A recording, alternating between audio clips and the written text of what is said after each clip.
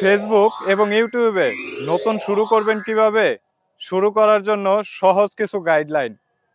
আপনি যদি ফেসবুক এবং ইউটিউবে নতুনভাবে ভিডিও তৈরি করতে চান কিন্তু বুঝতে পারতেছেন না আপনি কিভাবে শুরু করবেন, তাহলে এই ভিডিওটা আপনার জন্য। সবার আগে আপনি নিজেকে একটা প্রশ্ন করুন, আপনি ইউটিউব বা ফেসবুকে কি জন্য কাজ করতে চান? শখের জন্য নাকি ভবিষ্যতে আয় করার জন্য? যদি উত্তরটা পরিষ্কার হয় তাহলে পরবর্তী পথ চলা আপনার জন্য সহজ হবে।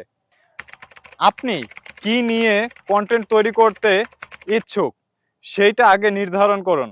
আপনি কি ভ্রমণ নিয়ে, রান্না নিয়ে বা কোনো টপিক নিয়ে?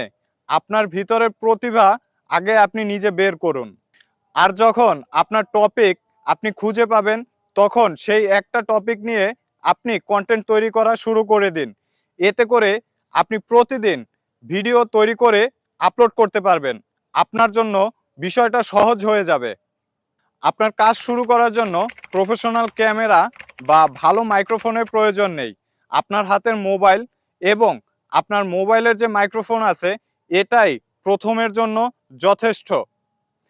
আপনি শুধু সবসময় চেষ্টা করবেন ভালো আলোকিত জায়গায় এবং নিস্তব্ধ কোনো জায়গায় কন্টেন্ট তৈরি করার জন্য। তাহলেই দেখবেন আপনার কন্টেন্টের কোয়ালিটি অনেকটাই ভালো হবে। তৃতীয়, এইটি হলো আপনি মানুষকে বলবেন লাইক, সাবস্ক্রাইব এবং কমেন্ট করার জন্য। এতে করে আপনার সাথে এবং দর্শকদের সাথে ভালো একটা সুসম্পর্ক গড়ে উঠবে। আর সবসময় চেষ্টা করবেন ভিডিও প্রথম অবস্থায় বেশি বড় করবেন না।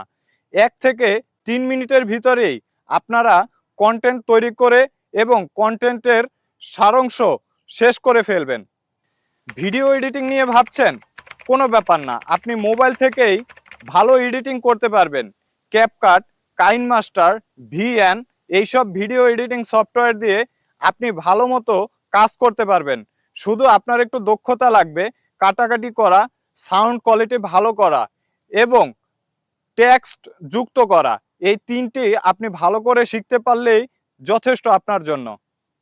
প্রথম অবস্থাতেই পারফেক্ট হবার প্রয়োজন নেই। আপনি নিয়মিত ভিডিও কন্টেন্ট তৈরি করতে থাকুন এবং নিয়মিত পোস্ট করতে থাকুন।